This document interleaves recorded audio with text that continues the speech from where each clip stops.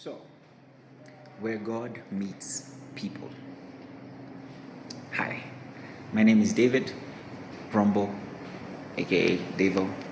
People call me Devo because I insist.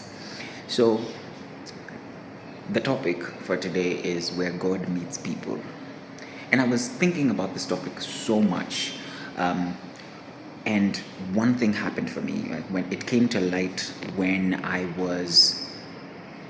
I got to go on mission to Limuru a few weeks ago. And so we went for mission. There was evangelism, and there was street worship, and there was praise and worship again on Sunday during the service.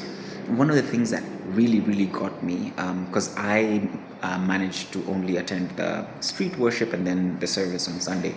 So the street worship on Saturday, when we were in the midst of it, when we were doing the praise and worship, when we were singing and dancing with the Kubamba crew, one thing really, really got me. There was two or three guys that were there. Actually, it was three guys. Three guys were in from Limuru town, and they were really like they were in it. They were dancing. They were moving. They were like so hype, and even after the three guys were like dancing, people would walk past, and some would stop and dance, and some would stop and sing.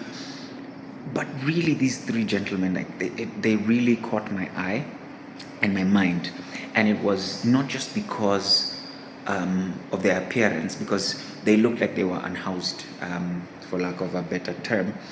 um, what really got me is, at some point in time, one of them started to talk about God, and started talking about how like God meeting them, and like them getting to know God. And I was like, mi najua Mungu, like I know God. And for me, that really, really got me. It was where God meets people, because we went for mission and evangelism and all those things, and they were there, and they were there to be evangelized to. And for all the people who went out to evangelize to every single person that they met, the only way for them to hear the word and receive it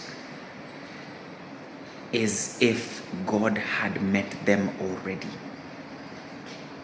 And I know it sounds crazy, because we're always like, no. Then after you've spoken to someone, after you've given, like they've prayed their prayer, and they've given their life to Christ, and then they receive the Holy Spirit inside of them. That's not what I mean. What I mean is, for the field or for the ground to be fertile enough, God has to have done the work there before. Because Jesus says, the harvest is plenty, but the laborers are few. He doesn't say the field is there for you to till. As someone who goes on mission, you're not there to till or plow the field. You're there to harvest. It means he's already prepared. He's already done the work. Like, God has already done the work. Like, God has already met them. So for me, it's like where God meets people. God meets everyone. Like, people, like, when you get saved, or when you give your life to Christ, or when you go for evangelism and all these things, you're not going to meet people as the first point of contact. God has already met them. And that was really, really intriguing to me, because I started thinking about my life and where God meets me,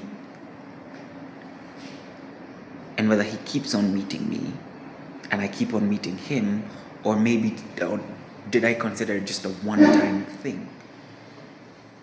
So yeah, food for thought, served on a contemplate. Devo.